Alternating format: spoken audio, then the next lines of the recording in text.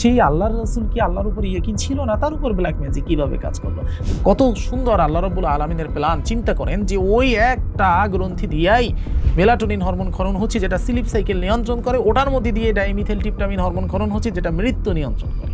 ওই হচ্ছে বাস্তবিক অর্থে অন্যান্য সমান্তরাল বিশ্বের সাথে রুহের কানেকশনের একটা সব থেকে বড় মাস্টার গেট। যখন ওই গেট খুলে যায় তখনই রুহ অন্য ডাইমেনশনের সাথে কানেক্টেড হয়। ইলহাম প্রাপ্ত হব না, কিভাবে হব, এই যে আশা করার আগে আমাদের এটা ভাবতে হবে ইলহাম কি। গ্রাম গায়ে গঞ্জে এখনো অনেক এমন মানুষ আছে যারা স্বপ্নের মাধ্যমে কিছু পায় এবং বলে আমরা স্বপ্নের মাধ্যমে পেয়েছি, এর মাধ্যমে আমি চিকিৎসা দিচ্ছি। তো এটার বাস্তবিক অর্থে রিয়ালিটিটা কি? এখানে আল্লাহ রাব্বুল আলামিন কিন্তু বলতেছেন যে তিনি প্রাণ হরণ করেন। কোথাও কি আপনি দেখছেন আল্লাহ রাব্বুল আলামিন বলতেছেন আল্লাহ রূহ হরণ করেন? তাদের মতে সব কিছু হচ্ছে একটা জায়গায় রেকর্ড করা আছে মহাবিশ্বে, যেটাকে তারা আকাশিক রেকর্ডস বলে। এই আকাশিক রেকর্ডস থেকে তারা হচ্ছে স্বপ্নের মাধ্যমে হোক বা মেডিটেশনের মাধ্যমে হোক, তারা বিভিন্ন তথ্য নিয়ে এসে মানুষকে জানিয়ে দেয়। যখন আমরা এটা ভাববো যে আর আমরা বাঁচবো না, আজকে দিনটা আমাদের শেষ দিন, তখন আমাদের বিবেক আমাদেরকে ত্বরান্বিত করবে উত্তম কর্ম সাধন করার জন্য। মৃত্যুর আগে কেউ আকাম কুকাম অন্তত করবে না। আসসালামু আলাইকুম রহমতুল্লাহি ওয়া বারাকাতুহু। প্রিয় দর্শক, ডিভাইন কোডেক্সের আরেকটি পডকাস্টে স্বাগত জানাচ্ছি। আমি মোহাম্মদ জাহিদুল ইসলাম। আজকে নতুন আরেকটি পর্ব নিয়ে আপনাদের সামনে হাজির হয়েছি। আজকে যে বিষয়টি নিয়ে আপনাদের সামনে আলোচনা করা হবে, বিষয়টি হলো স্বপ্ন, ইলহাম ও সমান্তরাল বিশ্ব। এ বিষয় নিয়ে আমাদের মূল যে আলোচক আছেন, বিশিষ্ট কুরআন গবেষক, লেখক ও আধ্যাত্মিক চিন্তাবিদ হাফেজ সাইফুল্লাহ মনসুর ভাই। আসসালামু আলাইকুম ভাই, কেমন আছেন আপনি? ওয়ালাইকুম আসসালাম, আলহামদুলিল্লাহ। আজকে আমরা যেই বিষয়টি নিয়ে আলোচনা করব, স্বপ্ন, ইলহাম এবং সমান্তরাল বিশ্ব নিয়ে, জি, এই বিষয় নিয়ে আলোচনা করব। শুরুতেই আপনার কাছে যদি আমি জানতে চাই যে আমাদের যে লজিক্যাল ব্রেন, আমরা যখন ঘুমাই, ঘুমানোর সময় আমাদের ব্রেন সারা বিশ্বে বা মহাবিশ্বে যে সমান্তরালভাবে যায়, এরকম বিরাজ করে, এই বিষয়ে একটু যদি বলতেন। এখানে হচ্ছে আপনি যে আমাদের লজিক্যাল ব্রেনের কথা বললেন, এখানে আসলে আপনার প্রশ্ন একটু ভুল হয়েছে। যে লজিক্যাল ব্রেন না, এটা ইললজিক্যাল ব্রেন হবে। অর্থাৎ আমরা যখন ঘুমাই তখন আমাদের লজিক্যাল ব্রেন বা সাবকনসিয়াস মাইন্ডটা হচ্ছে সম্পূর্ণভাবে বন্ধ হয়ে যায়। তখন আমাদের সাবকনসিয়াস মাইন্ড কাজ করা স্টার্ট করে। তো সাবকনসিয়াস মাইন্ড হচ্ছে ইললজিক্যাল, যে হচ্ছে কোনো লজিক বুঝে না। এটা একটা বাচ্চার মতো। আপনি তাকে যা বুঝাবেন সে সেটাই অ্যাডাপ্ট করবে, সেটা ভালো না খারাপ সে বুঝতে পারবে না। তো আমরা যখন ঘুমাই তখন হচ্ছে আমাদের লজিক্যাল ব্রেনটা ঘুমিয়ে যায়, আর আমাদের অবচেতন মন, সাবকনসিয়াস মাইন্ড, এটা হচ্ছে ইললজিক্যালভাবে যে কাজ করে সে সম্পূর্ণরূপে অ্যাক্টিভেট হয়ে যায়। তো আপনার প্রশ্ন ছিল যে প্যারালাল ইউনিভার্স বা সমান্তরাল মহাবিশ্বে কি ভ্রমণ করে কিনা। দেখুন, এখানেই সমান্তরাল মহাবিশ্ব বা প্যারালাল ইউনিভার্স বলতে কি বোঝাচ্ছি, এটা হচ্ছে আমাদেরকে আগে বুঝতে হবে। আলহামদুলিল্লাহি রব্বিল আলামিন, সকল প্রশংসা সেই মহান পাক পরওয়ারদিগার রব্বুল আলামিনের, যিনি সকল বিশ্বসমূহের মালিক। রাসূল করিম সাল্লাল্লাহু আলাইহি ওয়াসাল্লাম পবিত্র হাদিসে ইরশাদ করেন যে আমাদের এই পৃথিবীর উপরে 7টি আসমান রয়েছে এবং নিচে 7টি জমিন রয়েছে। এই 7টি আসমান এবং 7টি জমিনে আমাদের মতোই হুবহু মানুষ রয়েছে। একজন নবী মুহাম্মাদের মতো নবী মুহাম্মদ রয়েছে, ইব্রাহিমের মতো ইব্রাহিম রয়েছে, ঈসার মতো ঈসা রয়েছে, মূসার মতো মূসা রয়েছে। এই রিলেটেড একটি হাদিস রাসূল করিম সাল্লাল্লাহু আলাইহি ওয়াসাল্লাম কিন্তু আমাদেরকে জানিয়ে গিয়েছেন।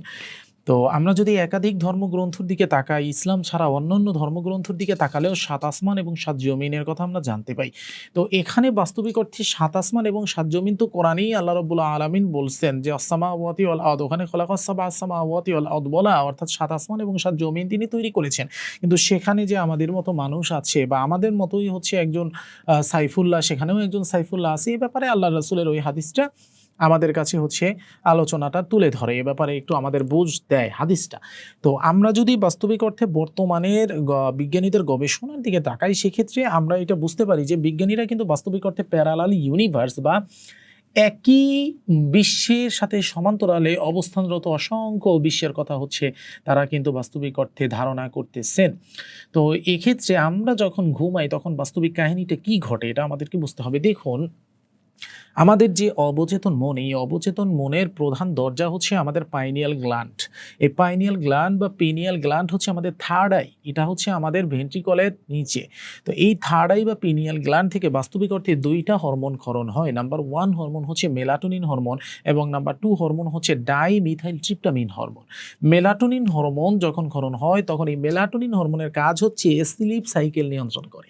আর যখন একটা মানুষ মৃত্যুবরণ করে তখন তার ডাইমিথাইল ট্রিপটামিন হরমোন ক্ষরণ হয় এবং সে সমস্ত শরীরটাকে বাস্তবিক অর্থে অবশ করে দেয় বা তাকে হচ্ছে মেরে ফেলে, এক কথায় তার মৃত্যুর কাজটা সম্পন্ন করে এই ডাইমিথাইল ট্রিপটামিন। তো এক্ষেত্রে আমি দেখতে পাচ্ছি যে আমাদের ঘুম এবং মৃত্যুর মাঝে একটা কিন্তু গভীর সম্পর্ক বিরাজমান। পবিত্র কোরআনের একটি আয়াতের দিকে যদি আমরা তাকাই তাহলে আমরা দেখতে পাই মহান পাক পরওয়ারদিগার রব্বুল আলামিন বলছেন ফাকাশাফনা আনকা গিতাআকা ফাবাসরুকা লিয়াউমা হাদিদ। অর্থাৎ এই আয়াতের ব্যাখ্যা যদি আমরা পড়ি সেক্ষেত্রে আমরা দেখতে পাই যে আল্লাহ রব্বুল আলামিন আমাদের মৃত্যুর পর আমাদের চোখ থেকে একটা পর্দা তুলে দেওয়ার কথা বলতেছেন এবং তিনি এটাও বলতেছেন যে তুমি তো এ ব্যাপারে গাফেল ছিলে, সুতরাং এখন তুমি সেই সব কিছু দেখতে পাচ্ছ যেই সব কিছু বাস্তবিক অর্থে পূর্বে তুমি দেখতে পাওনি। এই পর্দাটার নাম হচ্ছে বারজাক। তো এই বারজাকই হচ্ছে বাস্তবিক অর্থে এক বিশ্ব থেকে আর এক বিশ্বের মাঝখানের পর্দা। রাসূল করিম সাল্লাল্লাহু আলাইহি ওয়াসাল্লাম কিন্তু হাদিস শরীফে বলেছিলেন যে যখন মেরাজের রাতে রাসূল করিম সাল্লাল্লাহু আলাইহি ওয়াসাল্লাম আল্লাহ পাকের সাথে সাক্ষাৎ করতে গিয়েছেন তখন তার এবং আল্লাহ রাব্বুল আলামিনের মাঝখানে ৭০,০০০ নূরের পর্দা ছিল। তো এই ৭০,০০০ নূরের পর্দা কি বাস্তবিক অর্থে ৭০,০০০ বারজাক। এই ৭০,০০০ বারজাকের ভিতর ৭০,০০০ সমান্তরাল মহাবিশ্ব রয়েছে। অনুরূপভাবে আমাদের ভিতরও কিন্তু বাস্তবিক অর্থে এই যে আমি আপনি এখানে বসে রয়েছি হুবাহু এই সমান্তরালে কিন্তু আরো একটা ডাইমেনশন আছে, যেই ডাইমেনশনে অন্য কোনো জীব এই একই স্থানে বসে আছে তাদের মাল সামানা নিয়ে, যেটা আমরা দেখতে পাচ্ছি না। অনুরূপভাবে তাদের উপরে কিন্তু আরো একটা ডাইমেনশন এখানেই অবস্থানরত আছে।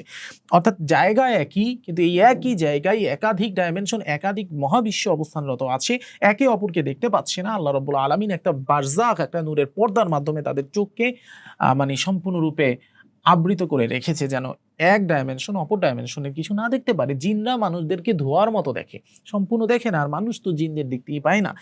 জিনদের উপরে যারা আছে তাদের নাম হচ্ছে আওয়ান। এই আওয়ানদের আবার জিনরা দেখতে পায় না, আওয়ানরা আবার জিনদের দেখতে পায় না। আওয়ানের উপরে যে ডাইমেনশন সেই ডাইমেনশনে যারা আছে তাদের নাম খুদ্দাম। খুদ্দামরা আওয়ানদের দেখতে পায় না, আওয়ানরা খুদ্দামদের দেখতে পায় না। আবার খুদ্দামের উপরে যে ডাইমেনশন সেখানে যারা বসবাস করে তারা হচ্ছে রাহে তৈয়বে বসবাসরত ফেরেশতা বা অ্যাঞ্জেল। তো এভাবে খুদ্দামরা আবার অ্যাঞ্জেলদের তেমন দেখতে পায় না। মানে সব কিছুর ভিতর আল্লাহ রাব্বুল আলামিন একটা পর্দা দিয়ে আবৃত করে রেখেছেন। তো এখন কথা হচ্ছে যে আমরা যখন ঘুমাই তখন আমাদের অবচেতন মন কি প্যারালাল ইউনিভার্স বা সমান্তরাল মহাবিশ্বে ভ্রমণ করে কিনা। অবচেতন মন জিনিসটা কি? অবচেতন মন জিনিসটা হচ্ছে যে দেখুন আমি আপনি ঘুমানোর পরও আমাদের শরীরের সবকিছু যে নিয়ন্ত্রণ করে সে হচ্ছে আমার অবচেতন মন। তো আপনি ঘুমানোর পর আমি ঘুমানোর পর আমাদের হার্টবিট কি বন্ধ হয়ে যায়? হয় না, হার্টবিট চলতে থাকে। আমাদের সব ক্রিয়াকাণ্ড দেহের সকল ফিজিওলজিক্যাল সিস্টেম কিন্তু চলতে থাকে। এটা সম্পূর্ণরূপে নিয়ন্ত্রণ করে হচ্ছে আমাদের অবচেতন মন। এ কারণে এই অবচেতন মনকে আমরা আমাদের অ্যারাবিক পরিভাষায় বা আমাদের হচ্ছে আপনার সুফি তত্ত্বে আমরা এটা কি রূহ বলতে পারি বা রুহুল্লাহ বলতে পারি।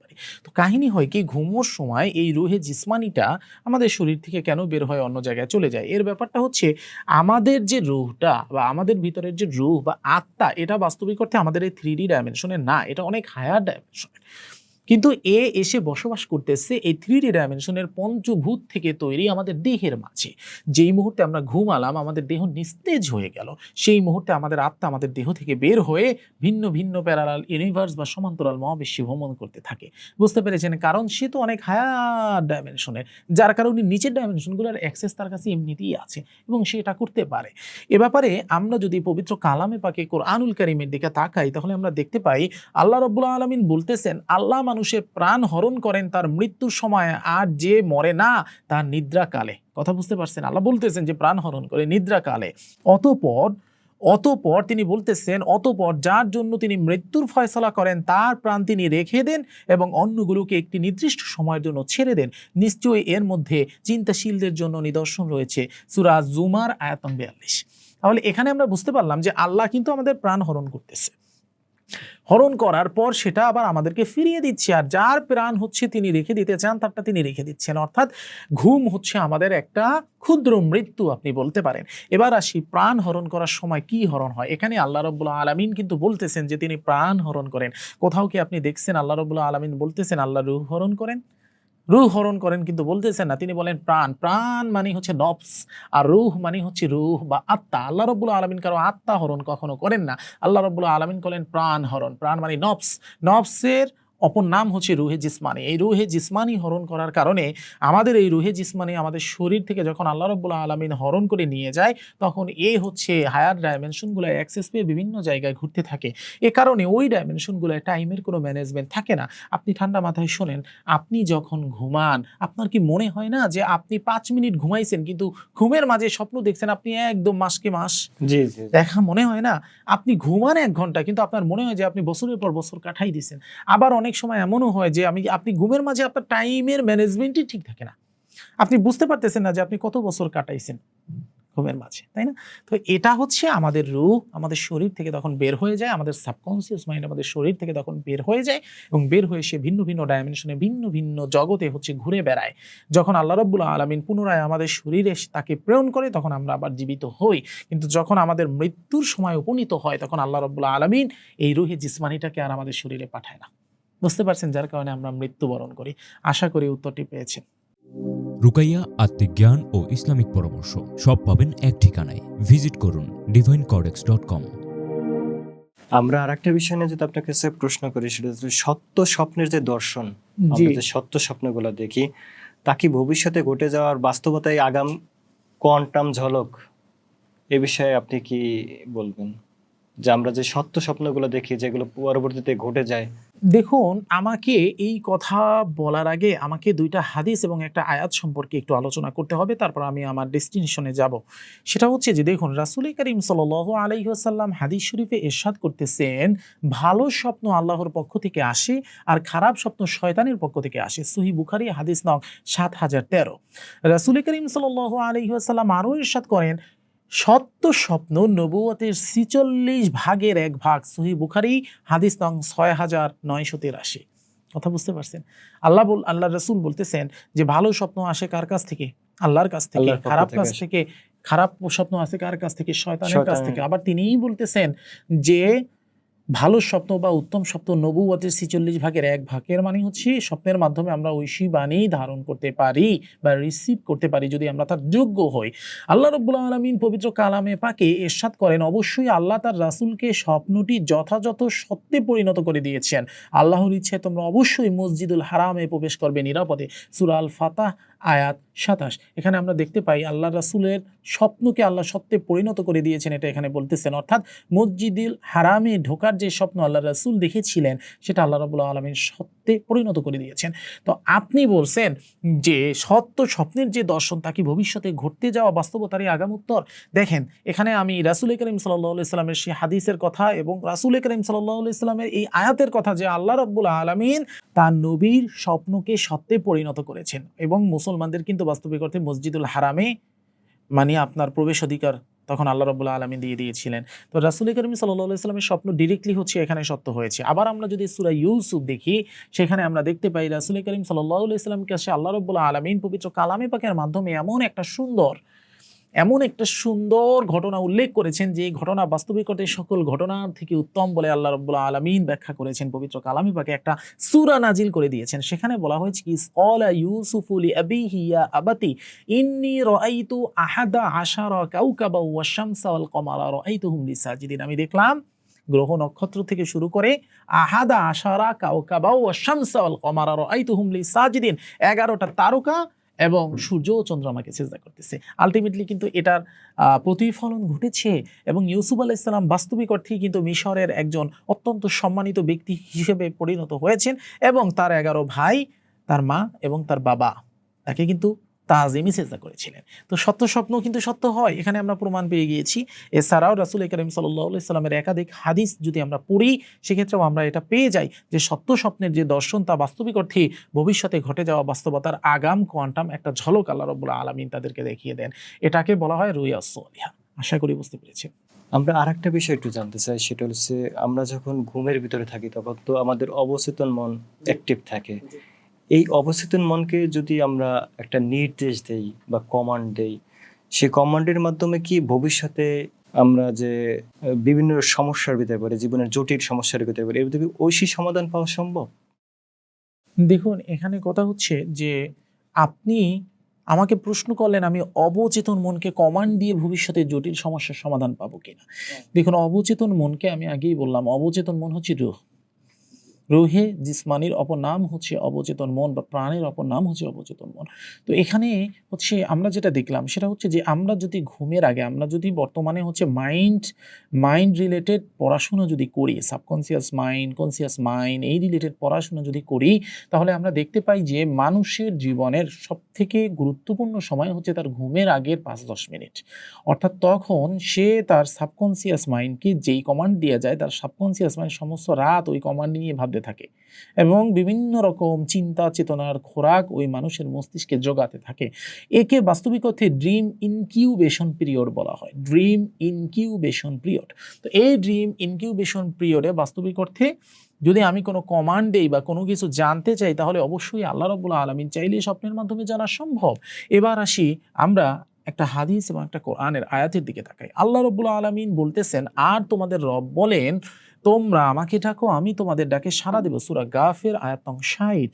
তাহলে ভাবার ট্রাই করুন যে যখন আমরা ঘুমাবো, ঘুমানোর আগে যদি আমরা মহান পাক পরওয়ারদিগার রব্বুল আলামিনকে ডাকি এবং ডেকে তারপর ঘুমাই, তাহলে আল্লাহ রাব্বুল আলামিন আমাদের ঘুমে থাকা অবস্থায় কিন্তু আমাদের সাড়া দিচ্ছেন।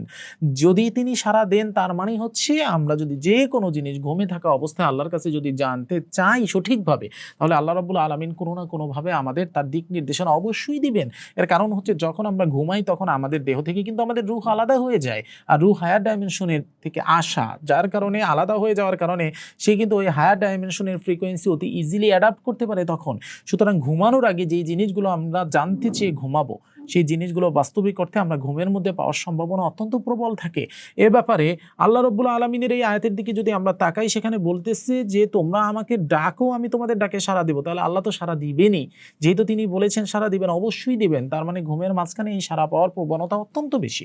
এবার আসি হচ্ছে একটা হাদিসের দিকে, সেটা হচ্ছে জাবির বিন আব্দুল্লাহ রাদিয়াল্লাহু তাআলা আনহু বলেন, রাসূলুল্লাহ সাল্লাল্লাহু আলাইহি ওয়াসাল্লাম আমাদের সব কাজে ইস্তেখারা করা শিক্ষা দিতেন, যেভাবে তিনি আমাদেরকে কোরআনের সূরা শিক্ষা দিতেন। সহিহ বুখারী হাদিস নং 1162। এর মানে হচ্ছে ইস্তেখারা কাকে বলে? ঘুমের আগে বিশেষ কিছু দোয়া, যেমন লা ইলাহা ইল্লাল্লাহুল হালিমুল কারীম, সুবহানাল্লাহি রাব্বিল আরশিল আযীম, আলহামদুলিল্লাহি রাব্বিল আলামিন, আসআলুকা মুজিবাতি রাহমাতিকা ওয়া আযাইমা মাগফিরাতিকা ওয়াল গনিমাতা মিন কুল্লি বিররি ওয়াস সালামাতা মিন কুল্লি ইসম, লা তাদা আলি যামবান ইল্লা গফারতাহু ওয়া লা হাম্মান ইল্লা ফাররাজতাহু ওয়া লা হাজাতান হিয়া লাকা রিদান ইল্লা কদাইতাহা ইয়া আরহামার রাহিমিন। এটা হচ্ছে সলাতুল হাজতের দোয়া। তো এই দোয়া পড়ে আল্লাহর কাছে জানতে চেয়ে ঘুমানোটাও হচ্ছে একটা ইস্তেখারা। এভাবে যে কোনো বিষয় আল্লাহ রাব্বুল আলামিনের কাছে জানতে চেয়ে, তার সহায়তা চেয়ে যদি কোনো মানুষ ঘুমায়, তাহলে অবশ্যই আল্লাহ রাব্বুল আলামিনের দয়ায় তার অবচেতন মন সেই সমস্যার সমাধান ইনশাআল্লাহ তার সামনে ঘুমের মাঝে তুলে ধরে। আমি আশাবাদী যে আপনি উত্তরটি পেয়েছেন। জি। জাযাকাল্লাহ। কুয়াকাটায় আপনারও হোক না 5 স্টার স্টুডিও অ্যাপার্টমেন্ট, আপনি নিশ্চিন্তে পেতে পারেন মাসিক 1 লাখ থেকে 1,20,000 টাকা পর্যন্ত ইনকাম। আরেকটা বিষয় নিয়ে একটু আপনার কাছে জানতে চাচ্ছি যে ঘুমানোর আগে যে আমরা বিভিন্ন কোরআন থেকে আয়াত পড়ি, বিভিন্ন দোয়া পড়ি, এই যে বিভিন্ন দোয়া এবং আয়াত পড়ার পরিপ্রেক্ষিতে আমাদের রুহের যে চারপাশে অ্যান্টিভাইরাস শীট তৈরির একটা বিজ্ঞানসম্মত কোনো বিষয় আছে আছে কিনা? কিনা?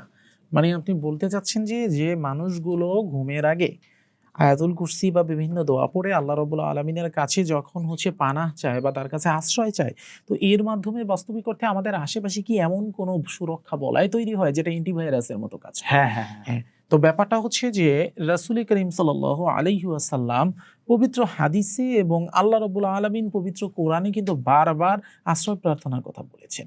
রাসূল করিম সাল্লাল্লাহু আলাইহি ওয়াসাল্লাম পবিত্র হাদিসে বলতেছেন, আবু হুরায়রা রাদিয়াল্লাহু তাআলা আনহু থেকে বর্ণিত, রাসূল করিম সাল্লাল্লাহু আলাইহি ওয়াসাল্লাম ইরশাদ করেন, যখন তুমি বিছানায় যাবে তখন আয়াতুল কুরসি পড়বে, তাহলে আল্লাহর পক্ষ থেকে তোমার জন্য একজন রক্ষক নিযুক্ত থাকবে এবং ভোর পর্যন্ত শয়তান তোমার কাছে আসতে পারবে না। সহিহ বুখারীর হাদিস নং 5017। কথাটা আপনি বুঝতে পারতেছেন? আপনি আয়াতুল কুরসি পড়ার কারণে আল্লাহ রাব্বুল আলামিন আপনার সাথে একজন প্রহরী নিযুক্ত করে দিল, যার কারণে আপনি সুরক্ষিত থাকলেন সকালে ঘুম থেকে ওঠার আগ সারা রাত পর্যন্ত। কোনো সারা শয়তান রাত আসতে কোনো পারবে না। শয়তান বা কোনো খারাপ জিনিস, শুধু শয়তানের কথা বললে ভুল। আয়াতুল কুরসির পাওয়ার এত যে আপনি যদি রাতে পড়ে ঘুমান, ওই রাতে আল্লাহ পাকের দয়া চুরি ডাকাতেও আপনার ঘরে হবে না। শয়তান তো অনেক পরের কথা। তো এখন কথা হচ্ছে, আবার আমরা যদি এটা রাসূলের হাদিস বললাম, এবার যদি আমরা পবিত্র কালামে পাক কোরআনুল কারীমের দিকে তাকাই, তাহলে আল্লাহ রাব্বুল আলামিন বলতেছেন, বলো আমি আশ্রয় প্রার্থনা করছি উষার রবের নিকট। উল আউযু বিরাব্বিল ফালাক, তিনি যা সৃষ্টি করেছেন তার অনিষ্ট থেকে এবং রাতের অন্ধকারের অনিষ্ট থেকে যখন তা গভীর হয়। সূরা আল ফালাক আয়াত 1 থেকে 3। উল আউযু বিরাব্বিল ফালাক মিন শাররি মা খালাক ওয়া মিন শাররি গাসিকিন ইযা ওয়াকাব ওয়া মিন শাররিন নাফাসাতি ফিল উকাদ, এবং মন্ত্র পড়ে ফুৎকারকারিণী জাদুকরদের হাত থেকে।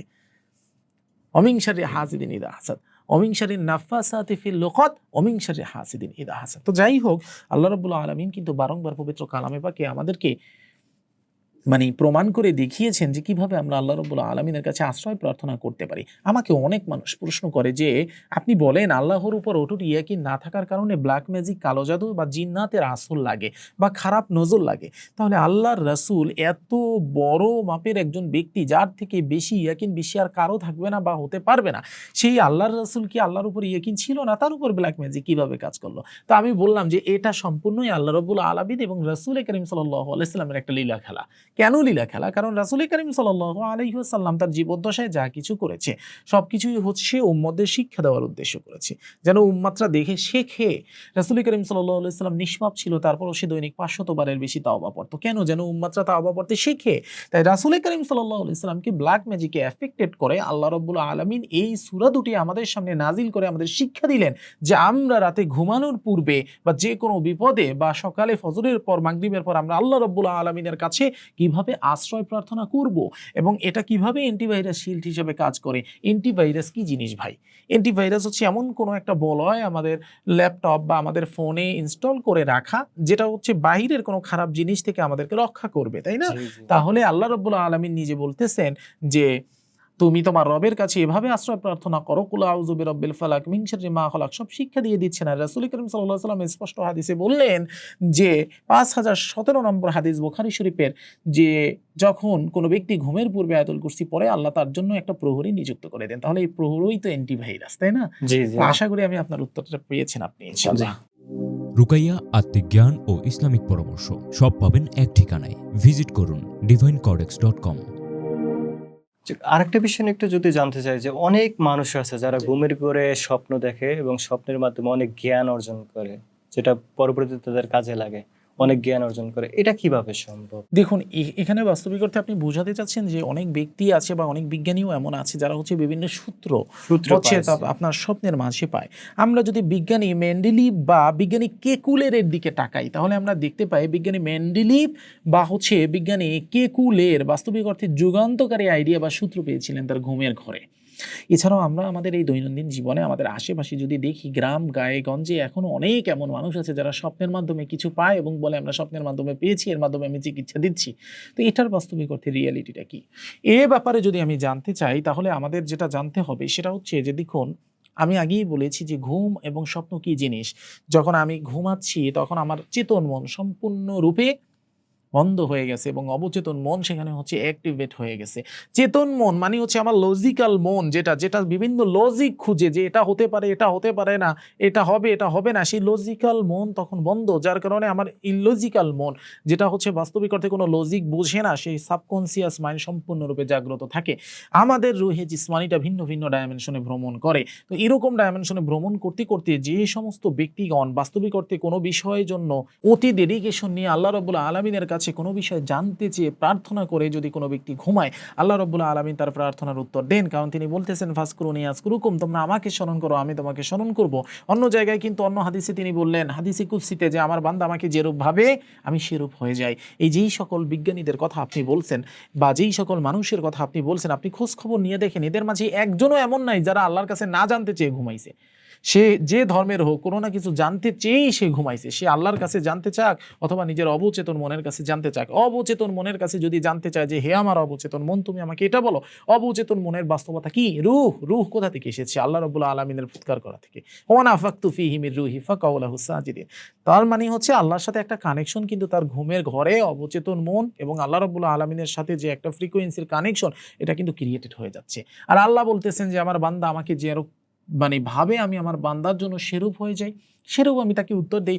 আমরা যদি পবিত্র কালামে পাকের একটি আয়াতের দিকে তাকাই, তাহলে আমরা দেখতে পাই আল্লাহ রাব্বুল আলামিন বলতেছেন তার জ্ঞান থেকে কোনো কিছুই তারা পরিবেষ্টন করতে পারে না, তবে তিনি যতটুকু ইচ্ছা করেন ততটুকু ছাড়া। সূরা আল বাকারা আয়াত 255।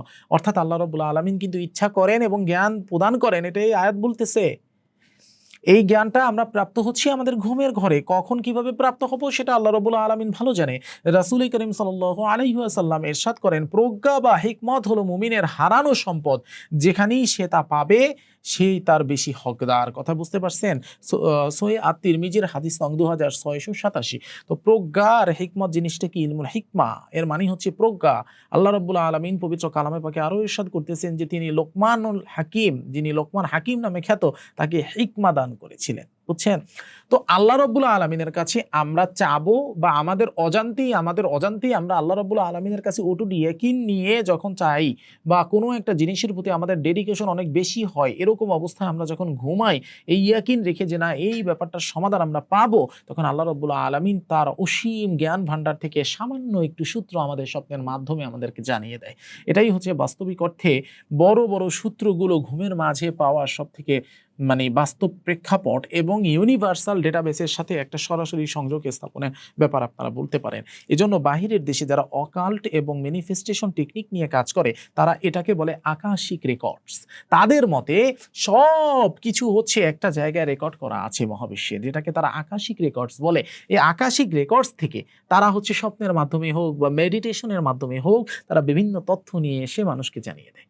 কথা বুঝতে পারছেন? এটা সম্পূর্ণ একটা প্র্যাকটিসের ব্যাপার। তো এখানে গুরুত্বপূর্ণ ভূমিকা পালন করে হচ্ছে আপনার থার্ড আই বা পাইনিয়াল গ্ল্যান্ড বা পিনিয়াল গ্ল্যান্ড। ওখান থেকে মেলাটোনিন হরমোন ক্ষরণ হচ্ছে, ওখান থেকে ডাইমিথাইলট্রিপটামিন হরমোন ক্ষরণ হচ্ছে, এবং ওই হচ্ছে বাস্তবিক অর্থে অন্যান্য সমান্তরাল বিশ্বের সাথে রুহের কানেকশনের একটা সব থেকে বড় মাস্টার গেট।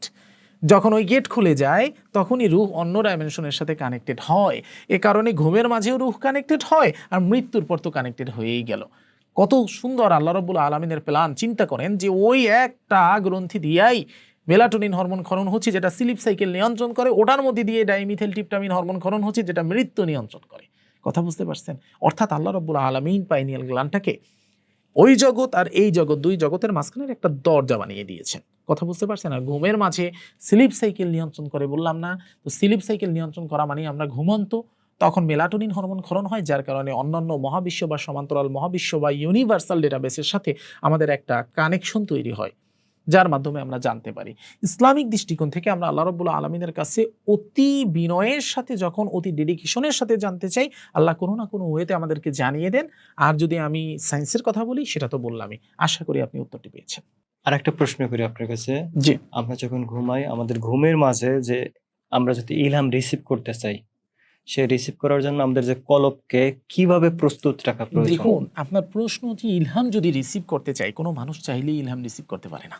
প্রস্তুত থাকতে ইলহাম, হবে। হ্যাঁ, যদি আসে, এইটা আপনি বলতে পারেন যে যদি আসে সেজন্য আমি প্রস্তুতি কিভাবে নিব। কিভাবে প্রস্তুত ব্যাপারটা হচ্ছে, আমি আপনাদেরকে অলওয়েজ একটা কথা বলি, সেটা হচ্ছে যে একজন ব্যক্তি আকাশের নিচে দাঁড়িয়ে আছে, তার মাথার উপর সূর্যের আলো এমনিতেই পড়বে। আর একজন ব্যক্তি কক্ষের ভিতর বসে যদি বলে যে আমি সূর্য দেখবো, তো বাইরে যে ব্যক্তিটা হচ্ছে সূর্যের আলোর নিচে আছে, সে কি বলবে? বলবে যে তুই তোর রুম থেকে বের হয়ে আকাশের নিচে দাঁড়িয়ে যা, সূর্য তো অলওয়েজ আকাশে উপস্থিত। তো আল্লাহ রাব্বুল আলামিন অলওয়েজই তার বান্দার উত্তর দিচ্ছেন। ইলহাম প্রাপ্ত হব না, কিভাবে হব, এই যে আশা করার আগে আমাদের এটা ভাবতে হবে যে ইলহাম কি? ইলহাম শব্দের অর্থ ঐশী বাণী, অন্তরে ঢেলে দেওয়া।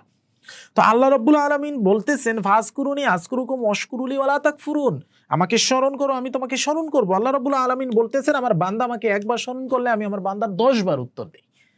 তার মানে বুঝতে পারতেছেন, আপনি একবার আল্লাহ বলে ডাকলে আল্লাহ আপনাকে 10 বার ঐশী ফ্রিকোয়েন্সি পাঠাচ্ছে, কিন্তু আমি সেই ঐশী ফ্রিকোয়েন্সি রিসিভ করতে পারতেছি না। এর কারণটা কি? কারণ আমরা ওই যে আকাশের নিচে দাঁড়িয়ে নাই, আমরা কি আছি? আমরা হচ্ছি ষড়রিপুর মায়াজালে আবদ্ধ হওয়া এই কক্ষের মধ্যে বসা।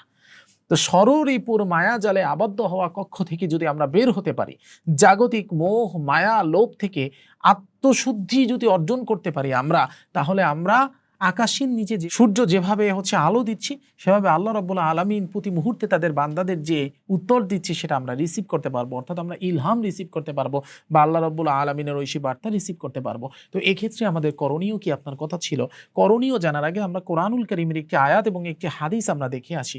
সেটা হচ্ছে রাসূল করিম সাল্লাল্লাহু আলাইহি ওয়াসাল্লাম ইরশাদ করেছেন, জেনে রাখো শরীরের মধ্যে একটি মাংসপিণ্ড আছে, যখন তা সুস্থ ও সঠিক থাকে তখন পুরো শরীর সুস্থ থাকে, আর যখন তা নষ্ট হয়ে যায় তখন পুরো শরীর নষ্ট হয়ে যায়। জেনে রাখো তা হলো কলব বা অন্তর। সহিহ বুখারীর 52 নং হাদিস। এই দাগ উঠানোর জন্য আমাদের বেশি বেশি করে আল্লাহর জিকিরে রত থাকতে হবে, আমাদের মৃত্যুর কথা স্মরণ করতে হবে। তো ইলহাম রিসিভ করার সব থেকে সুন্দর ওয়ে আমি এক শিখিয়ে দিই, সেটা হচ্ছে আমাদের সকালবেলা যখন আমরা ঘুম দিয়ে উঠবো, আমাদের মনে এই কথা রাখতে হবে যে আজ সন্ধ্যা পর্যন্ত আমি বাঁচবো না, আজকে দিনটা আমার জীবনের শেষ দিন। অর্থাৎ আমরা আল্লাহ রাসূলের হাদিস অনুসারে মৃত্যুকে স্মরণ করতেছি। যখন আমরা এটা ভাববো যে আর আমরা বাঁচবো না, আজকে দিনটা আমাদের শেষ দিন, তখন আমাদের বিবেক আমাদেরকে ত্বরান্বিত করবে উত্তম কর্ম সাধন করার জন্য। মৃত্যুর আগে কেউ আকাম কুকাম অন্তত করবে না। জি, জি। আমাদের বিবেক আমাকে ত্বরান্বিত করবে তাওবা করার জন্য। যখন আমরা তাওবা করব, যখন আমরা উত্তম কর্ম করব, যখন আমরা যে কোনো কিছু আমাদের হাত থেকে করার আগে ভাববো যে কিরে আজকে তো আমাদের জীবনের শেষ দিন, আমার জীবনের শেষ দিন, আজকে সন্ধ্যার সময় হয়তো আমি মারা যাব, সুতরাং আমি এই সব কাজ বাদ দিয়ে একটু আল্লাহর ইবাদতে মগ্ন হই, একটু ভালো কাজ করি, একটু সমাজের জন্য কিছু করি, তখন হবে কি জানেন, আমাদের কলব অটো পরিষ্কার হওয়া শুরু করবে। আর এহেন পরিষ্কার হওয়া কলব যখন ঘুমন্ত অবস্থায় যায়, তখন আল্লাহ রাব্বুল আলামিন প্রদত্ত সেই ঐশী বাণীগুলো সরাসরি তার অন্তরে, তার হৃদয়ে প্রবেশ করে, সে সেটা ধারণ করতে পারে। এ কারণে ইলহাম শব্দের অর্থ হচ্ছে ঢেলে দেওয়া। ইলহাম বাস্তবিক অর্থে যেমন আল্লাহর পক্ষ থেকে আসে, তেমন শয়তানের পক্ষ থেকেও আসে। আল্লাহর পক্ষ থেকে যেটা আসে সেটাকে বলা হয় ইলহাম, শয়তানের পক্ষ থেকে যেটা আসে সেটাকে বলা হয় হচ্ছে আপনার আপনার ওয়াসওয়াসা, মিন শাররিল ওয়াসওয়াসিল খান্নাস।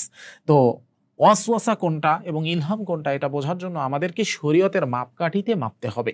শরীয়তের দেওয়া বিধিবিধানের মাপকাঠিতে মাপলে যেই জিনিস শরীয়ত সমর্থিত আমার মনে হবে এবং যেটার মাধ্যমে ইসলাম এবং জাতির কল্যাণ হবে এমন কিছু মনে হবে, সেটা আমরা ইলহাম হিসেবে ধরে নিব। উইদাউট এনি চিন্তা চেতনা, উইদাউট এনি পারসুইট আমাদের অন্তরের ভিতর আল্লাহ ঢেলে দিলেন, এটাকে আমরা ইলহাম হিসাবে জেনে নিব বা বুঝবো। আর যেই জিনিস আমাদেরকে ইসলাম থেকে বহির্ভূত করে নিবে, যেই জিনিস সমাজ এবং জাতির জন্য খারাপ কিছু বয়ে আনবে, ধর্মের জন্য খারাপ কিছু বয়ে আনবে, আমার ব্যক্তিগত স্বার্থ যেই জিনিসের ভিতর নিহিত থাকবে, বুঝতে হবে যে এটা কোনো ইলহাম না, এটা শয়তানের ওয়াসওয়াসা। মহান পাক পরওয়ারদিগার রব্বুল আলামিন পবিত্র কালামে পাকে বলতেছেন, নিশ্চয়ই সে সফল কাম হয়েছে যে নিজের অন্তরকে পরিশুদ্ধ করেছে এবং সে ব্যর্থ হয়েছে যে নিজেকে কলুষিত করেছে। সূরা আশ-শামস আয়াত 9 থেকে 10। সুতরাং আমরা বুঝতে পারলাম যে আমাদেরকে আমাদের এই শরীরপুর কক্ষ থেকে বের হয়ে আসতে হবে, আমাদের ভিতরে নিজেদের আল্লাহিয়াতকে আমাদের জাগ্রত করতে হবে, আমাদের নাফসিয়াতকে সম্পূর্ণরূপে নষ্ট করে দিতে হবে। তাহলেই ইনশাআল্লাহ মহান পাক পরওয়ারদিগার রব্বুল আলামিনের দয়ায় আমাদের কলব ইলহাম রিসিভ করার জন্য বাস্তবিক অর্থে প্রস্তুত হয়ে যাবে। আশা করি উত্তরটি পেয়েছেন। অসংখ্য ধন্যবাদ এবং কৃতজ্ঞতা। আজকে আপনার কাছ থেকে অনেক কিছু আমরা জানতে পারলাম। জাযাকাল্লাহ। প্রিয় দর্শক, আজকের মতো শেষ করব এই আলোচনার বিষয়ে। পরবর্তী অন্য কোনো বিষয় নিয়ে আপনাদের সামনে আমরা আবার হাজির হব। ততদিন আপনারা ভালো থাকবেন, সুস্থ থাকবেন, আপনাদের জন্য দোয়া রাখবেন। আজকের মতো শেষ করছি। আল্লাহ হাফেজ।